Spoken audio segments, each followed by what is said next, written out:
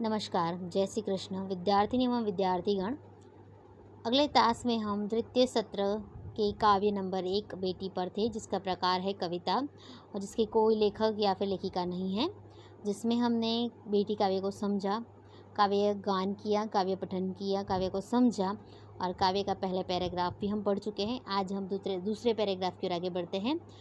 बेटी क्या कह रही है? पढ़ूंगी लिखूंगी मैं मेहनत करूंगी। अगर आप मुझे पढ़ाओगे लिखाओगे तो मैं मेहनत करूंगी। पढ़ाई लिखाई के लिए जितनी भी मेहनत करने की आवश्यकता है, दिन रात पढ़कर मैं अच्छे मार्क्स लाकर, अच्छे गुण लाकर, अच्छी तरीके से मेहनत करके अच्छे पद पर आसीन होंगी।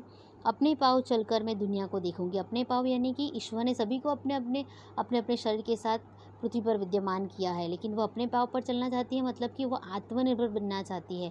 अपने खुद की पढ़ाई लिखाई के बल पर वह नौकरी करना चाहती है और नौकरी करने के साथ साथ जो पैसे उसे, जो आमदनी उसे मिलेगी, उससे वह अपने पाँव पर चलकर वह दुनिया को देखना चाहती है। अपने खुद के कमाए हुए पैसे पर वह स्वावलंबी बनना चाहती है। अपने माता पिता के आधार पर नहीं रहना चाहती, ना कि अपने बड़े बुजुर्गों के आधार पर, लेकिन वह अपना खुद का नाम कमाना चाहती है।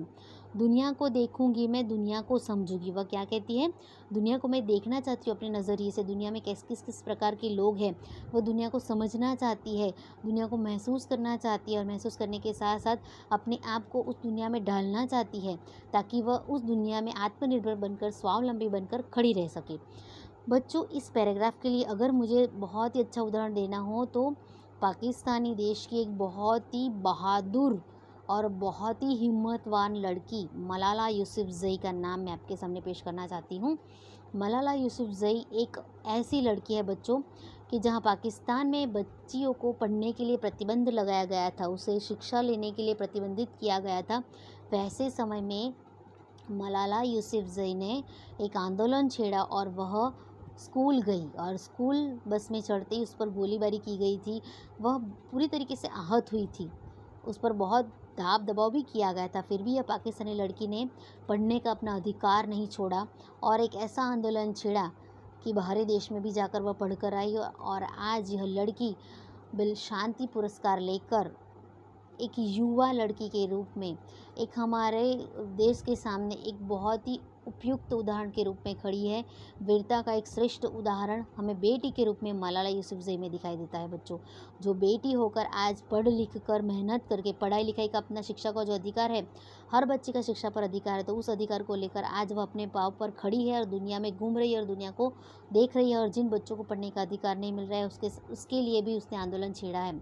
आपको पता है, इस लड़की को बहुत कम उम्र में नोबेल पुरस्कार मिला है, बहुत कम उम्र में, बराबर। बहुत सारे इसने बाल शांति पुरस्कार भी प्राप्त किए हैं इस लड़की ने, मलाला यूसुफ़ज़ई ने।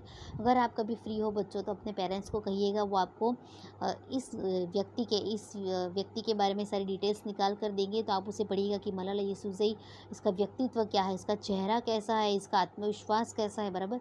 इसकी इच्छा शक्ति इतनी पावरफुल थी कि यह लड़की ने, यह बेटी ने अपने मन में जो बात ठानी उसे पूर्ण कर दी। फूल जैसी सुंदर मैं बागों में खिलूंगी, तितली बनूंगी मैं हवा को चूमूंगी, हवा को चूमूंगी, नाचूंगी गाऊंगी, बेटी हूँ मैं बेटी। क्या कह रही है बेटी? फूल जैसी सुंदर मैं बागों में खिलूंगी। फूल जैसा मेरा सौंदर्य इतनी नाजुक है तो मैं बागों में खिलूंगी। बागों में मतलब कि वह बागों में खिलकर, जिस प्रकार फूल बागों में खिलकर बागीचे की शोभा बढ़ाते, उस प्रकार वह अपने खुद के पढ़ाई लिखाई के दम पर, अपने खुद के स्वावलंबीपन पर वह दुनिया में खिलना चाहती है, दुनिया में अपना नाम फैलाना चाहती है। जिस प्रकार फूल बागों की शान है, वैसे वह अपने खुद के क्षेत्र में, अपने खुद के देश के लिए, अपने खुद के विस्तार के लिए, खुद के घर के लिए वह फूल बनना चाहती है। ऐसा फूल जो बागों में खुशबू महकाता है, बराबर, उसी के नाम से बाग जाना जाता है। उसी प्रकार लड़की है, वो पढ़ लिख कर, परिश्रम करके, मेहनत करके आगे बढ़ना चाहती है, जिसके बल पर उसका घर पहचाना जाए, उसका देश पहचाना जाए और उसकी वजह से विश्व फलक पर देश का नाम हो। जिसके लिए हमने सुनीता विलियम को बताया, सुनीता विलियम की बात की थी, कल्पना चावला की बात की थी, बराबर। इसके अलावा दूसरी और की बेटी की बात लेनी हो जो सावित्रीबाई फूले, बराबर, जिन्होंने लड़कियों की शिक्षा के लिए स्कूल ओपन किए। सानिया मिर्ज़ा, सानिया नेहवाल, न जाने ऐसे तो कितने उदाहरण, बराबर। तितली बनूंगी मैं हवा को चूमूंगी। तितली की तरह अगर मैं आत्मनिर्भर बन गई, अगर मैं पाँव पर खड़ी हो गई, अपनी तरीके से मैंने अब कमाना शुरू कर दिया, तो मैं हवा को चूमूंगी, यानी कि जो चीज़ मुझे प्राप्त करनी उस चीज़ को प्राप्त करूंगी और साथ ही इस देश को या फिर विश्व को आगे ले जाने के लिए मुझसे जितना भी बन पड़े वो पूरा कार्य में पूरे परिश्रम के साथ और पूरे पूरी तरीके से, पूरी हिम्मत के साथ और पूरे विश्वास के साथ अपनी मंजिल पर मैं आगे बढ़ूँगी। जिस प्रकार तितली हवा को चूमने की क्षमता रखती है, उस तरीके से मैं आसमान को छूने की क्षमता रखूँगी अपने कार्य कार्य के बल पर, बराबर। मंगल मिशन की बात हमने देखी है, चंद्रयान 2 की बात हमने देखी है, बराबर। तो ये सारी चीज़ें कैसी थी बच्चों, हमारे लिए बिल्कुल एक स्वप्न जैसी थी, बराबर। तो उस सपनों को भी हमने पूरा किया। तो यहाँ तितली जिस प्रकार हवा को छूने का प्रयत्न करती, उसी प्रकार कल्पना चावला है, सुनीता विलियम है, जो लड़कियाँ हैं, बेटियाँ हैं, फिर भी वो अंतरिक्ष में जाकर आज अंतरिक्ष यात्री का नाम, उनके नाम के अंतरिक्ष यात्री नामक शब्द उनके नाम के साथ जुड़ता है बच्चों। तो ये कितने गौरव लेने लायक बात है, बराबर।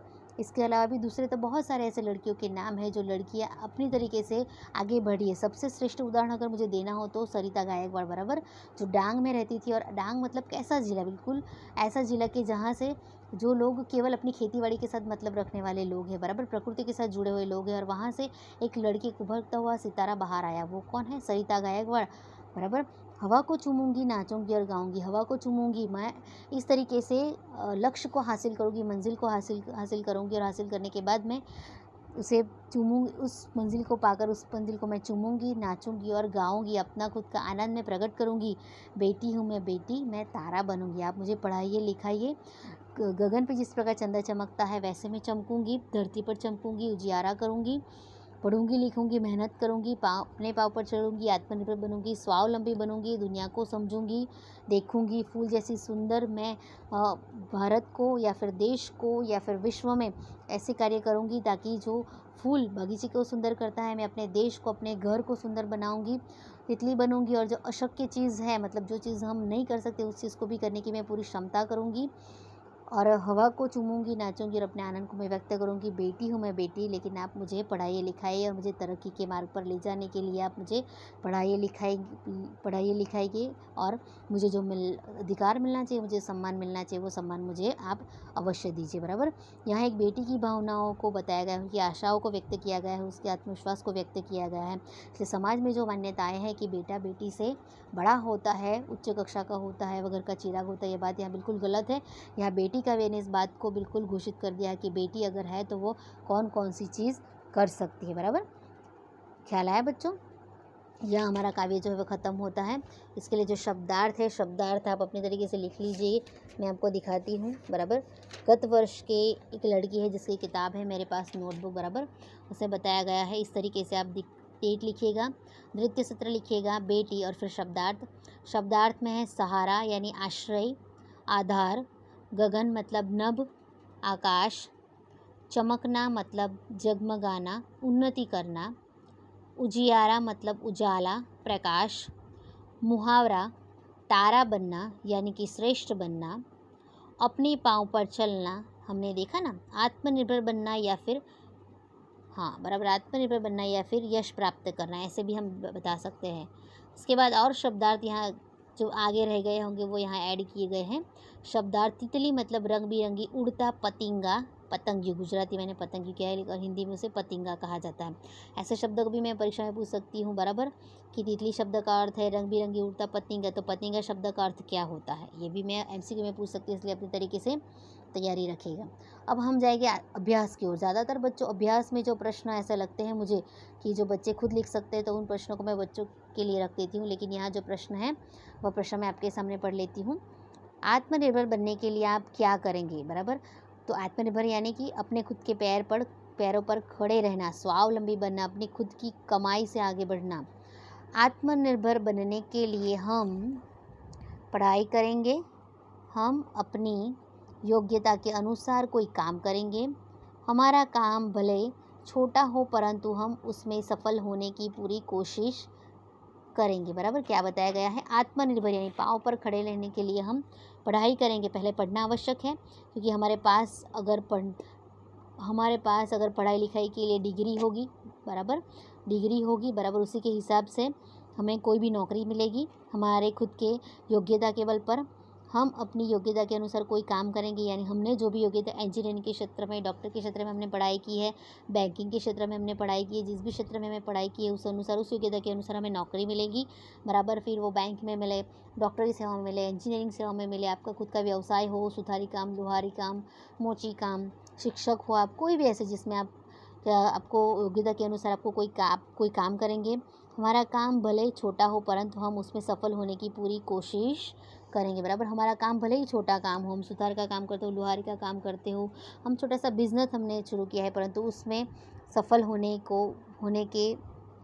की पूरी कोशिश हम करेंगे, बराबर। आत्मनिर्भर बनने के लिए हमें खुद अपने पैरों पर खड़े रहना है। इसलिए आज का हमारा टास्क यहीं तक, अगले टास्क में आगे बढ़ेंगे बच्चों। अस्तु।